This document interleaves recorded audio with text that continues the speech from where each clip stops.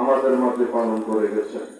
আমরা যারা এখন জীবিত আছি, আমাদের দায়িত্ব হলো তার জন্য দোয়া করা। দোয়ার পাশাপাশি আমরা যাতে বাকি জীবনটা শুধুমাত্র আল্লাহর জন্য, আল্লাহর দিনের জন্য, মানুষের কল্যাণের জন্য, সমাজের উন্নয়নের জন্য, ন্যায় কাজের জন্য, সঠিক কাজের জন্য আমরা অতিবাহিত করতে পারি।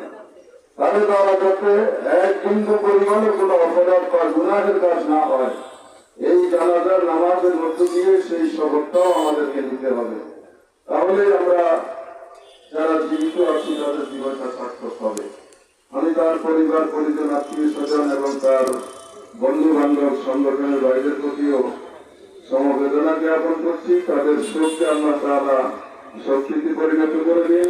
তার পরিবারের ব্যাপারে আমরা ইনশাআল্লাহ খোঁজ খবর রাখবো, কারণ তিনি আমাদের পরিবারের সন্তান। আমরা সবসময় তার খোঁজ খবর নেব। আমাদের সংগঠনের ভাইরা এখানে থেকে খোঁজ খবর নেবেন। কোনো সমস্যায় পড়লে তারা আমাদেরকে জানাবেন। তো কথা বেশি আমি বাড়াবো না। জানাজার নামাজটাই মূলত একটা দোয়া। এই দোয়ার মধ্য দিয়ে আমরা যিনি মৃত্যুবরণ করেছেন তাকে বিদায় দেই।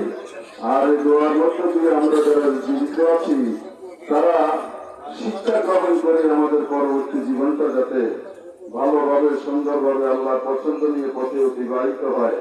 তো সেজন্য আমরা সকলেই যাতে এই সালাতুল জানাজা থেকে শিক্ষা গ্রহণ করতে পারি, এই কামনা করে আপনাদেরকে আবারও আন্তরিক ধন্যবাদ জানিয়ে মরহুমের জন্য দোয়ার আবেদন জানিয়ে কথা এখানে শেষ করছি। আসসালামু আলাইকুম ওয়া রাহমাতুল্লাহ।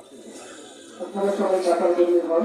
আমাদের ওই যে নাজমুল সাথী, উনি হচ্ছে বাদলবাইয়ের ছেলে। ওই যে নাজমুল সাথী আপনাদের সামনে আসেন। আপনারা দোয়া করবেন, আল্লাহ যেন ওকে ধৈর্য ধারণ করে তৌফিক দান করেন। পরিবারের পক্ষ থেকে কথা বলবেন বাদলবাইয়ের ছোট ভাই আমাদের মাসুদ ভাই। মাসুদ ভাই পরিবারের পক্ষ থেকে কথা বলবেন।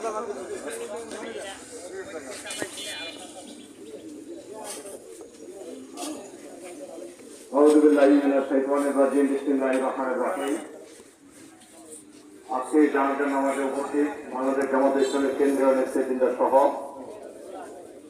সকল দলের নেতৃবৃন্দ,